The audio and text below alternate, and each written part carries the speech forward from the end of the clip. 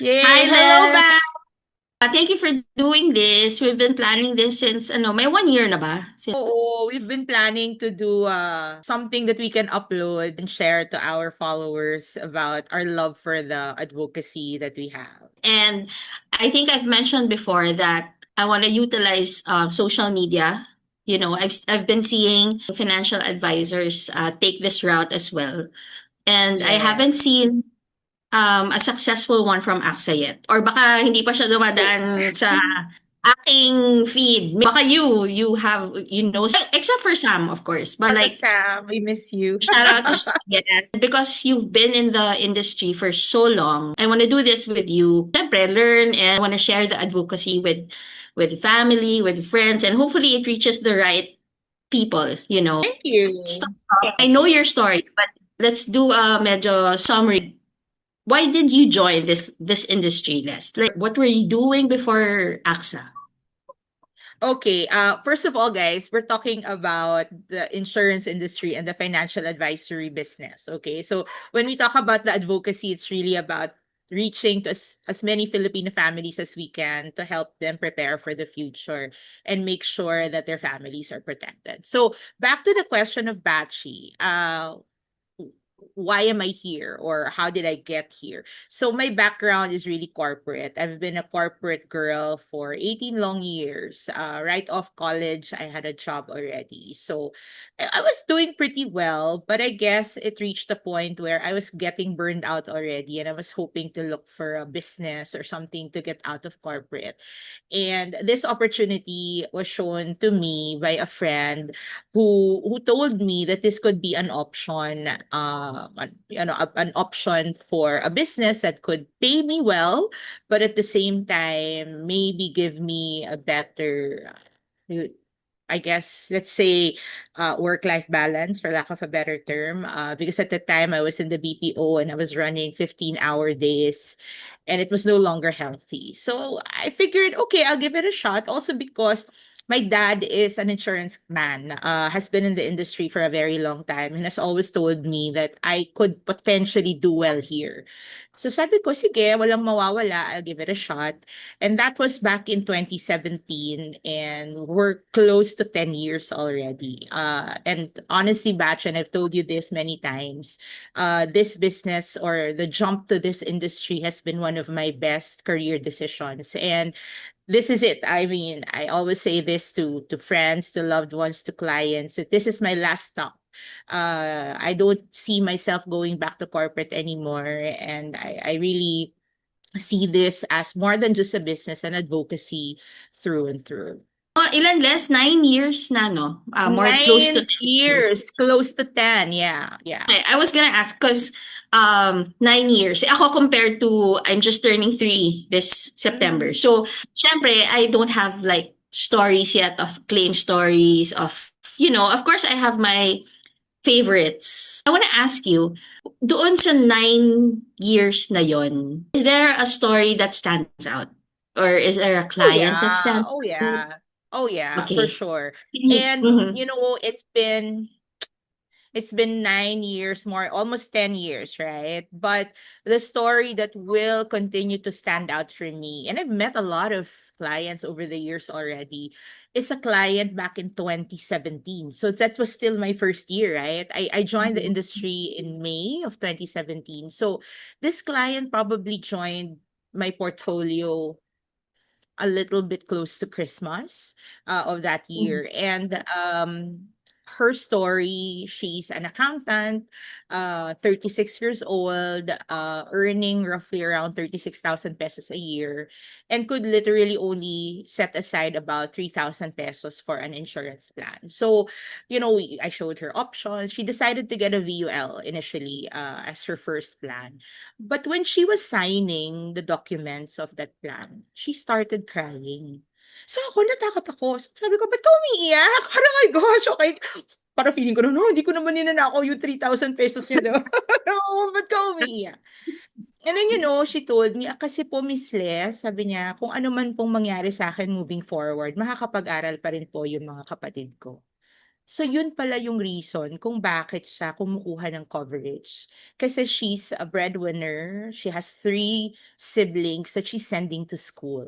And the main reason why she decided to get that plan was that to make sure that if something happened to her, she would still be able to send her 3 siblings to school.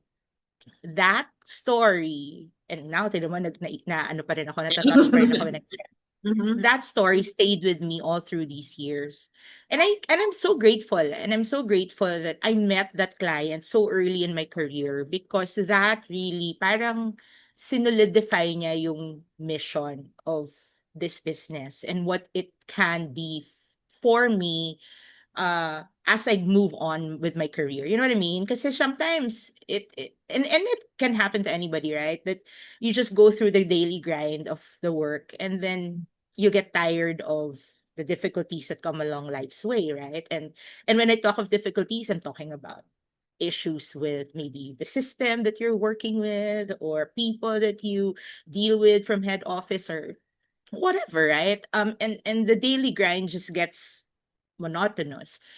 But I always say, go back to that one story, that one client that until today touches my heart so deeply. Kasi nga, yun pala yung reason kung bakit every day, okay lang, push lang, todo lang, 'di ba? And why it matters to show up day in and day out. Because that person basically, I guess, signifies what this work can do to everyone that we get to speak with, whether that person decides to get a plan from us or from someone else. The Right. idea is just to keep talking to people and hopefully help them realize the importance of preparing for the future. Sabi ko nang na-meet, pero yung taong yun, hanggang ngayon na persistent yung plan niya, nagbabayad siya, kumuha na siya ng health insurance, may kasal na siya, nakapagtapos na siya ng isang kapatid. So yung kwentong Yeah. yun, ano, tuloy-tuloy lang. You don't stop growing with your client naman eh. Once you get that client, that's just the start of that journey. So I'm so happy to still be with her as her life has changed over the years. Yeah, 'Di ba? and Nakakayak 'no? also just to add oo, also alam mo, I always mention that one story. I don't know if that's your client or I've heard it in an AXA Discovery Day Ah, maybe. okay. The magsasaka story, the Oh, farmer. that's a Is that different story. That's actually a client of our advisor from our team. Hello, yeah, Felice. Nice. yeah, I mean, yeah, shout yeah, out to I like Felice. that story.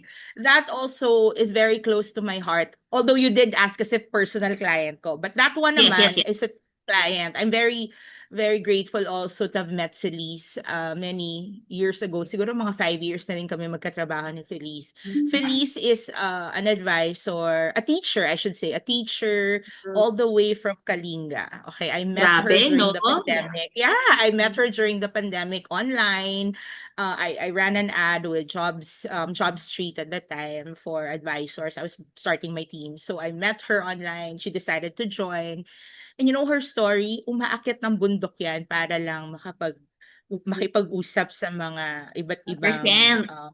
oo, mag-present, I should say, to different, people in their barrio, in Ayan. their community, ganyan. And one client was actually a farmer. Ang kaibigan ni Felice yung anak. So, kinausap niya yung anak and then the child said, "Sige, talk to my dad." So, yung anak is an OFW in Hong Kong. So kinausap niya yung tatay and then the dad said, "Sige, pagtulungan namin ng anak ko magbayad." So ang premium guys, 1,000 pesos lang. 1,000 pesos a month, okay? So the coverage is about 360,000 pesos. So okay, kumuha siya. VUL also, kumuha siya, 'di ba? And yun lang kasi yung kaya nilang mag-ama ng pagtulungang ibayad eh. Mm. So that was Yeah. fine. And then 5 months later, the dad passed away. And you know, and then Felice said, "Miss Les, can you help me with claims?" Right? Sabi ko, "Oh my gosh, Felice, under contestability period pa tayo. We will work on it. We will try to work on it, right? But we cannot I cannot promise anything, right? But sabi niya, Mrs., we declared everything. So we made sure na sinabi talaga namin lahat. So okay. You know, we declared everything. We submitted. AXA paid. AXA paid.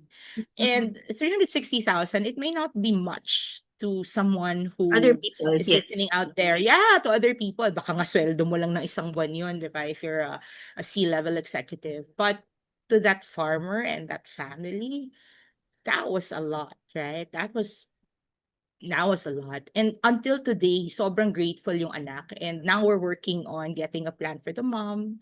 Also, kasi sabi niya, gusto ko din po na may maiwan si mommy just in case, diba? And she's what? Mm-mm. She's a OFW, a domestic worker in Hong Kong. But that's again a story of mission, a story of making a difference in the lives of even those that have less than us, diba? So, sarap lang talaga ng pakiramdam. And I can keep talking about these things. I mean, another story that comes to mind would be helping a friend go through cancer and really Mhm. just being there and not having my friend worry anymore about the cost of treatment, right? And the cost of basically getting well, right? So, ang sarap lang ng feeling na kaya kong gawin yun. Na kaya kong gawin yun sa ginatrabaho ko. And it just makes it worth it. Yeah. And I would like to agree na I'm closing in 3 years with AXA. Personally, yung naaalok ko pa lang, or you always tell me this, I'm barely scratching the surface. Parang wala pa eh. Ito, wala pa to sa ano. But sa Kalintingan, aking oo. nakalitingan. So, when I talk to my friends, to family, when you are the medium, alam mo yon, yung ikaw yung Ah, bringer of enlightenment na dati hindi nila naiintindihan what UL means, and then you share with them that, you know what, you can get this if you're like this. You get to explain to them, and you're part of that. Alam mo yun, of course, this is a business. Of course, it's it's work. But when you make a difference and cause that dun sa mga malalapit sa'yo first and foremost, it's yeah. really super, super okay. I want to pick on that. I want to pick on that because a lot of advisors out there, especially the new ones, they would say that it's hardest to sell to your friends and loved ones and your relatives. And Yeah. maybe could be. I mean, honestly, I did not experience that. But having said that, I want to tell you that it's a mission for you to talk to your loved ones first. Because like ko sinasabi to, and batch you've heard me say this over and over again, you will not forgive yourself if something happens to the people that you love and that you could have made a difference in their lives. Hindi mo patatawarin yung sarili mo. So for your own peace of mind, talk to them. If they say no, or if they say not yet, or they completely ignore you, that's on them. That's not on you, right? It's never on you. It's their Yeah. decision to do that. It doesn't define you, Mhm. your work, your mission. It doesn't define you, but you do that. You work on it. You make sure you reach them because it's your calling to do so. Talagang kailangan mo siyang gawin para may peace of mind ka din, at hindi mo pagsisihan sa dulo. Mm. Yes. Kaya I remember when I last met with my friends, di ba I told you, jokingly of course, di ba sabi ko, lahat to naging kliyente ko, na isa na lang hindi ko naging kliyente. Because, it is a job, yes, at the end of the day. But, sino bang una mong gustong magkaroon ng Oo. ganong Oo. profession, di ba? So, Mahirap, kasi ako din naman, I have friends that don't even wanna talk to me anymore because I'm in the business. yes, yes, yes. And that's Correct, okay, correct. that's okay, Yeah. that's okay. But again, it is on them, it's not on you. It's never on you. It's their decision at, baka naman din kasi covered na sila, meron na, Yes. ganyan. And some people just have a difficult time saying no, and that's okay. Pero gusto ko lang sabihin na gawin niyo siya. 'Wag yung takot kayong gawin kaya hindi niyo na lang gagawin, 'di ba? Kasi nga baka pagsisihan mo in the long run. So, I have one last question, Des. Sure. Is what are, maybe name two or three myths, misconceptions, about Okay. insurance that you wish would disappear, or alam mo yun, pag naririnig mo pa, ito na naman, alam mo yun. Okay, I'll name two. One Okay, is about the industry in general. okay. That it's a scam. Have you heard that before? Na parang yung Yes, all insurance the scam time, pa every din. day. Oh my gosh. Yes. Obviously, it's not, right? I mean, we talked about Yes. claims a while ago. We've talked about lives changed because of this. Oh, and now I forgot to mention my own life. I wouldn't be where I probably am today if not for insurance because my dad's dad, my lolo, passed away very early in my dad's life. My dad was only 14 years old when my lolo passed. My grandmother had to raise Bata. five kids. Five kids. Mhm. Buntis yung lola ko nung namatay yung lolo ko. Mhm. Buntis siya. Hindi pa niya ipinapanganak yung bunso. And binuhay sila ng insurance ng grandfather ko. So I'm also a testament to the power of life insurance, right? So it's not a scam. And I want to tell this to everybody. The fastest way to build a million is to get life insurance because you don't need a million to get a 1 million coverage. Yes. Oh Let my that sink gosh. in. Yes. Yes, Let yes, that yes. sink in, right? Yes. Something Again. happens to Para you I can tomorrow. highlight that on the ano, I'll do the ano. But you get me? It's the Yes, fastest, yes. cheapest way to get to be a millionaire is to get life insurance or to get coverage. So that's one. The second myth that I wanna talk about is the career. That this is just for those that don't have options anymore. That the life insurance or the financial services industry, ang pumapasok daw dito ay yung mga taong desperado na sa buhay at wala nang makuhang career. Wala na, hindi na sila makapasok ng career, desperado na sila, Oo. and they just want to ano. Oh my gosh, that's so not true. I am so blessed that I have met so many financial advisors over the years and I have seen their profiles and you would be so amazed that they are there. You would think that these would be people that would be running their own companies, maybe, alam mo yon, C-level people, Mm. regional level type of individuals coming from the best schools. And I'm talking Ateneo, LaSalle, UST, alam mo yon, top 5 schools, but they're here. And oh my gosh, earning so well while embracing what the industry truly needs. And once you've hobnobbed with them, you'll realize that it is such a big, how do I call it? It's such a big thing to be part of this movement. It is such a Mhm. privilege. That's the word I was looking for. It's a big privilege to be part of this movement. So if you are ever approached by any one of us, right, to check out the industry, do yourselves a favor and do check it out. You can always say no. I always say this parang tignan mo, kung hindi ka, okay lang. Ang pinakamasakit is, hindi mo pa nga tinignan, humihindi ka na. 'Di ba? Dahil lang dun Mm. sa misconception na, ay yung mga tao diyan desperado, ay sales yan, di ko kaya yan. Totoo naman, we approach people, we facilitate the sale of a coverage, but more than selling, and Batchy, you know this, right? Ikaw din, sinabi mo sa akin, Les, hindi ko yata kaya magbenta. Tatandaan mo yon. Sabi mo, parang mahirapan Mhm. ako dito. More than selling, Mm. it's educating, it's helping people. So if you're the Yes. type of person that wants to help, it's genuinely something of you that is innate of you to want to help others. This might just be something worth looking into. So again, pag may lumapit, sabihin sa inyo, gusto mong tignan, tignan mo lang. Ngayon, pag tinignan mo at hindi pala okay para sa'yo, okay lang. Hindi naman to for everyone but I will Mhm. say it over and over again. Getting into the industry has been such a huge blessing talaga. I cannot wait to share that more in the next podcast that we will do. Yun 'no?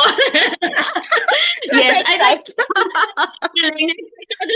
may pa-closing, may pa-ano, eh.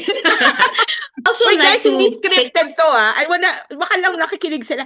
Uy, scripted yun, may binabasa kayong script. Wala kaming script. I hala, mean, oh bad my questions.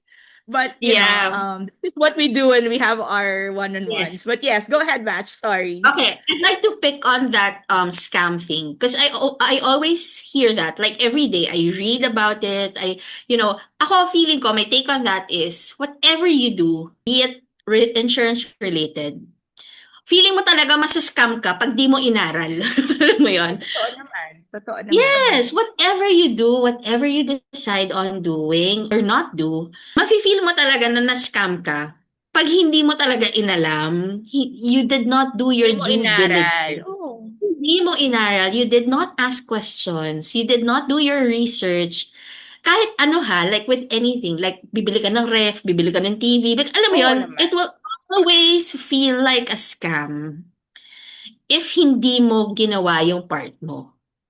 Okay, Totoo. so Totoo naman. for people who will say that, yan, like insurance is a scam in like general or VUL, the plan, kahit anong insurance company pa yan, is a scam. I mean, it will always feel like that if you think that you signed up for something else. Tapos Correct. hindi yun yung, so of course, it will feel like a scam because hindi yun yung nasa utak mo eh, alam mo yun? And you're getting a different thing. So, ang aking takeaway palagi, you also, the agent should be responsible, but you also, the one purchasing, should also know what you're getting. Ako, I wanna add to that, na parang ang dali na to research these days. I mean, may mga Yes! ano Oh my kasi gosh! na parang, okay, you get like a 20-page proposal. Who reads that, right? Mhm. Really, it's hard. Lalo na there are proposals that have such small fonts, like Mhm. yung mga small fonts na hindi mo na talaga siya mabasa. But you upload that in a ChatGPT window, ask Yes. ChatGPT to summarize it for you, and you have a two-pager to at least give you some summary of what you're getting, diba? Ang dali na. So to Bachi's point, do your due diligence so that you make informed decisions talaga para hindi Yes. kayo na-feel na nasa-scam kayo. Ako nga, bumili lang sa Temu, 'di ba? Or bumili ka lang sa Lazada, parang feeling mo Exactly! na-scam ka, Di ba? 'di ba? So it can be Correct! ano talaga, totoo Di ba? naman, totoo Kapag naman. bumibili ka lang ng something, you Totoo always, naman. binabasa mo lahat ng reviews, di ba? What more Correct. And something ito pa kaya, oo, life decision changing, siya, adulting siya. correct. Yeah. So, don't pin it always on kasi ahente ko ganyan, or because ganito, or I read somewhere. Yung feeling ko is always the root of misinformation, the root of everything else that is Oo. bad, na hindi naman totoo. Yeah, Yun. yeah. Alam niyo, So, make sure you follow and you subscribe. Subscribe. Yan. ayun! To both our pages, wherever you Oh see my this. gosh. Because we will be talking more about Yes. Oh my this gosh. passion of ours, right? In the next episode, I want to talk about Yes. Bachi's, I guess what, 3 years now? 3 years. What has it been like for you? Kasi syempre you're getting it now from somebody who's been in the industry for almost 10 Mhm. years. How has it been for her, right? Coming into our team, ano lang, I guess, ano tawag doon? I'm just gonna give you a short ano lang na I met Batchy online. We met through LinkedIn. So again, Yes. we're not friends. We don't know each other from Adam. But I consider her one of my star advisors. Next. More Alam mo, about because her. of this podcast, ibang star na ito. So, Yeah, we will hear more about her in the next one. And then if you have suggestions, you have questions, and you feel yes. like you wanna ask whatever under the sun. Okay, wag Mhm. lang love life, okay? Tsaka wag Oo, lang wag yung pera. gano'n Pera na, oo. matters na mangungutang or whatever. But anything. Feel Anything free about to chat. insurance, anything about, yes, Yeah.